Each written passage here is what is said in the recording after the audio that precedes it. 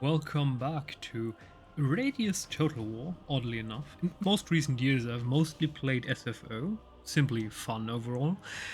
The last time I dived into Radius in length was I believe in Rome 2 or maybe Attila.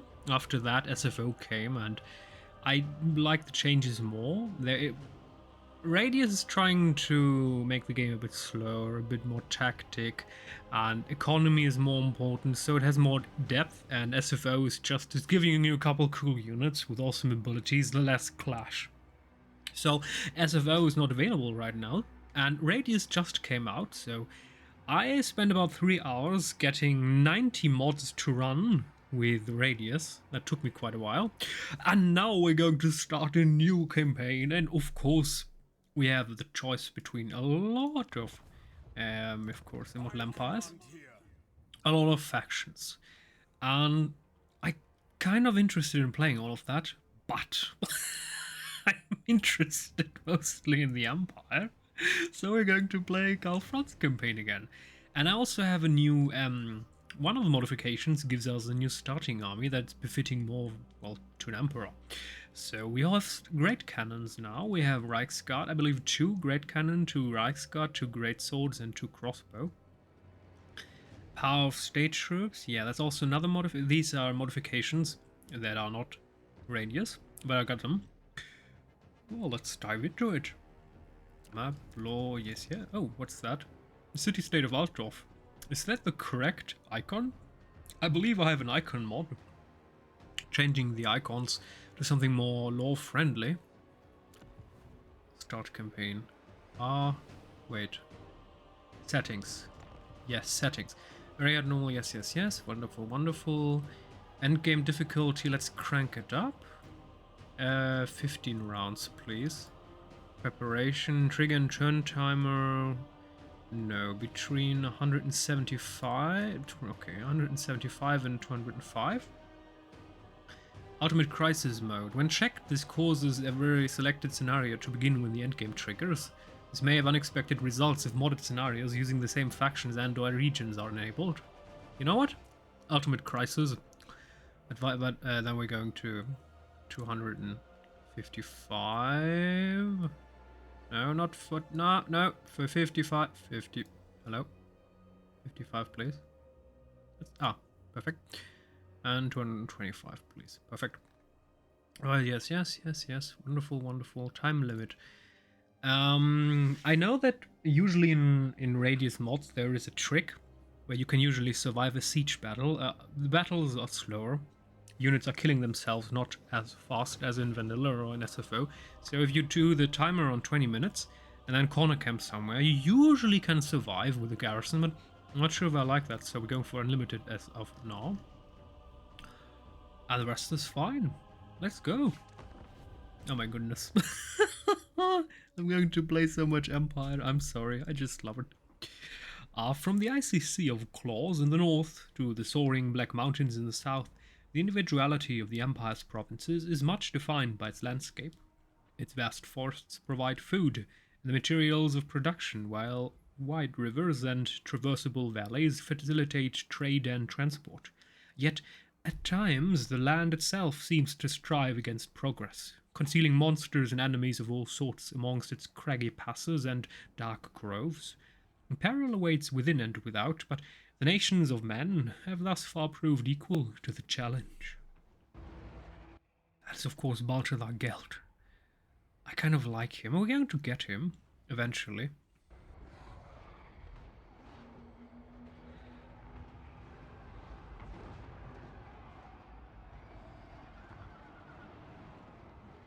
You know what's kind of interesting is this entire wallpaper is depicting a bit the classic arch-enemies.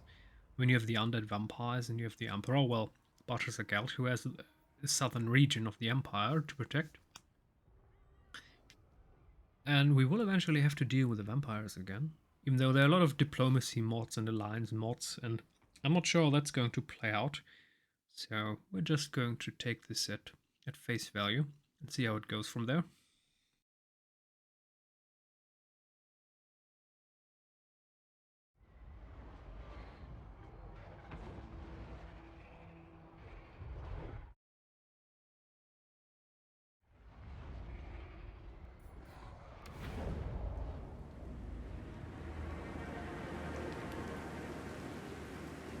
Now is the time, men of the Empire, to unite!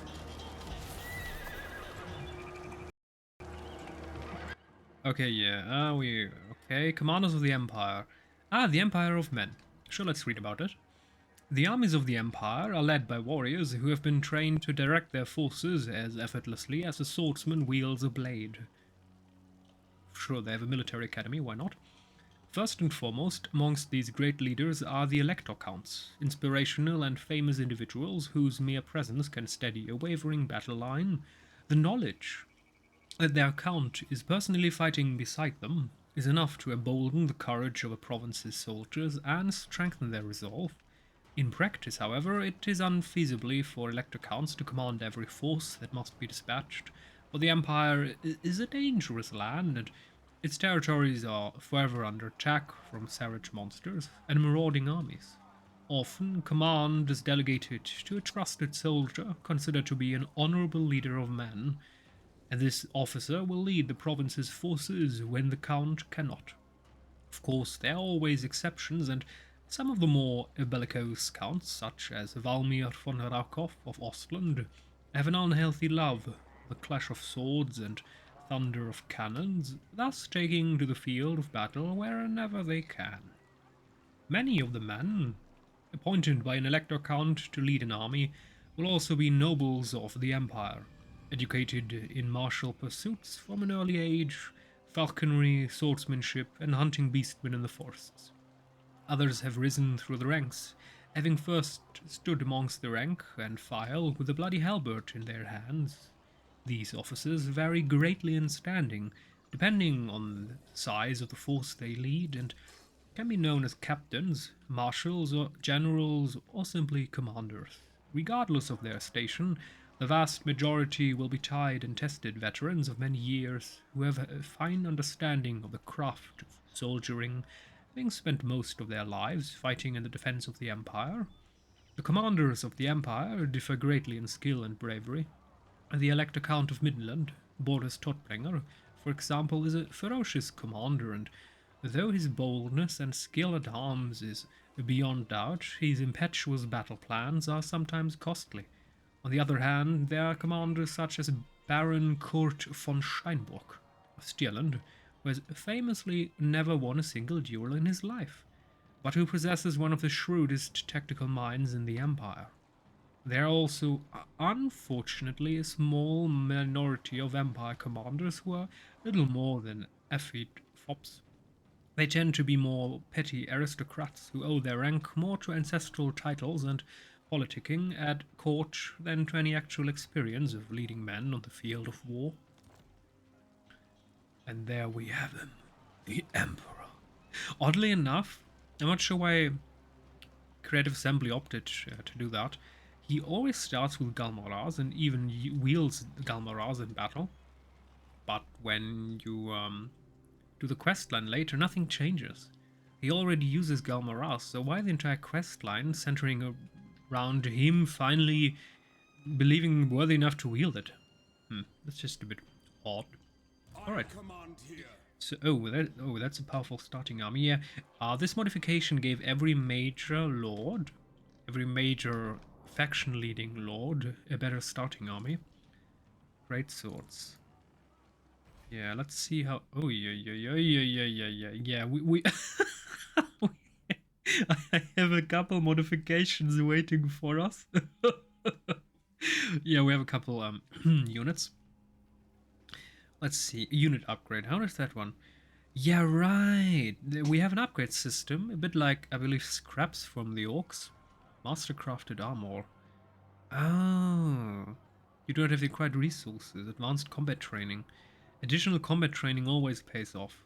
I mean, this is just beautiful. Melee attack, defense, charge bonus. Oh, sure, why not? If you have the money. If you can specially train your units, why wouldn't you do it? Okay, so... Oddly enough... this seems... Absolutely not. How much HP do they have? Apparently some modifications are... making my Karl Franz feel a bit underwhelming. We do have a modification that doubles all unit counts, and it should double the health of all single infantry unit, or single entity units, but it doesn't really work right now because Karl Franz has 4500 XP and Great Swords have 2500. Let's just destroy Helmut Ludendorff and then Ludenhof, and then we'll see how that one turns out. And I'm also not sure. I have a couple barracks mods. I'm not sure if that's conflicting with Radious as of now. There are only a few submods specifically dedicated to making Radious changes possible. You stay true. Okay, what we're going to do here? Reload time reduction, income. Let's go for growth and control. Most important right now. We read all of that already. I believe that Radious didn't. They probably changed some of the buffs. But pretty sure they didn't change the description. So, Emperor Helmut. Helmut Delenda Est. Of course, we're going to fight the battle manually. He has 9,000. So something is off. That's not good. Yeah, that's definitely so. For some reason, the mod is not working on Karl Franz. His health hasn't doubled. That's problematic. So he will be near useless. Yeah, I'm probably going, after this battle, I'm probably going to end the episode and either get a mod that buffs Karl Franz to counter all of that, or get rid of this double unit, 240 units mod that effectively doubles the hit points. I mean, it's a bit, to be honest, it's a bit more lore friendly. A singular hero shouldn't really be able to destroy hundreds of units. Still, of course, in terms of balance, when all the enemies have 20,000 hit points, that's that's a bit problematic.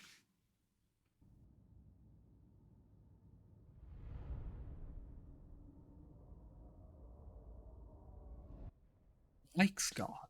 Equipped with the best armor and weapons, the Reichsguard deliver a powerful charge, then remain amongst the throng to continue fighting. I'm pretty sure they changed the icon. I guess this is the official icon, the modded icon of the Empire. Of course, both have the skull. These are, of course, secessionist forces. So they don't like Karl Franz, and they probably want to, get their own republic or something? I'm not that versed in Warhammer lore. Apparently Helmut Ludenhof, he's the first one that Karl Franz fights, so I guess in the lore of Warhammer, the old world Warhammer, of course you always have to differentiate between 40k, the future Warhammer style, and the old world, the fantasy Warhammer. So we have a fantasy Warhammer and we have sci-fi Warhammer. Sci-fi Warhammer is 40k, and, well, fantasy Warhammer is obviously all of this. And Creative Assembly has used quite a heck lot of resources to make sure that the game they make is relatively accurate. They did make a couple of choices, especially concerning the end times, as I believe Karl Franz isn't part of the end times. Oh, that's a beautiful... Damn, now this is a nice map to fight. Yeah. They're probably going to just crush them head on. What did he say? I only understood the word elevation. It did make a lot of sense. Great swords, yes. You're going there. Do they have... Oh, they do have crossbowmen, but only one unit. Could, of course, just place them in front. Great swords behind. Not sure where I should place... we should be able to shoot the enemies without shooting our guys.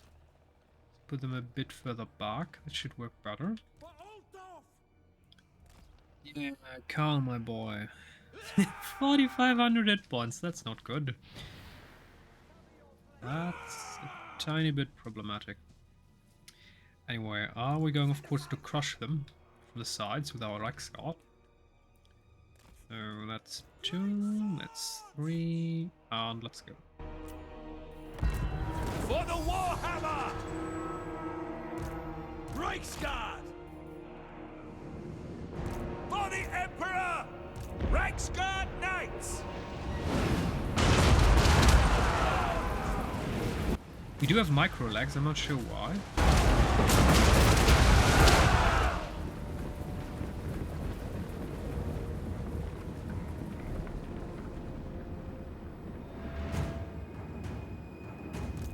Sigma calls!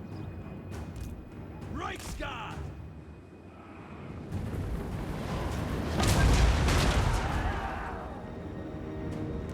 Reichsguard! Formation march!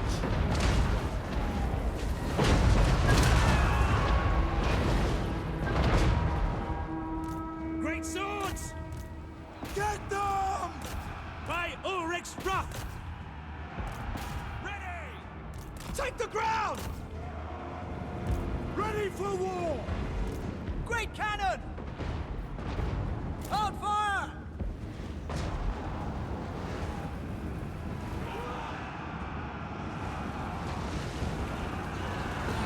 Ulrich's wrath! Reichsguard Knights! Now!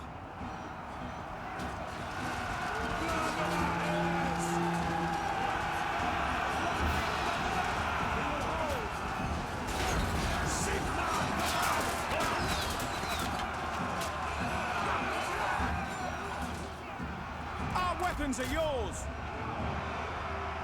Yes, General! Great swords! State troops ready! No! Great swords! Sigmar calls! Pursue the foe! Reichsguard Knights! Great swords! See them fire! Reichsguard! In the name of the twin-tailed comet!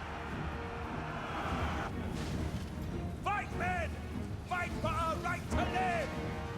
Fight with us!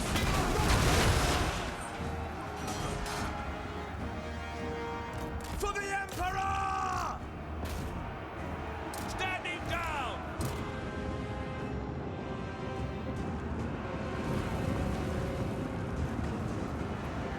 As long as we outnumber them, we will hold! For Heldenhammer! Pursue the foe! We serve the Emperor! We are Sigmar's heirs! Take aim! The ground quakes!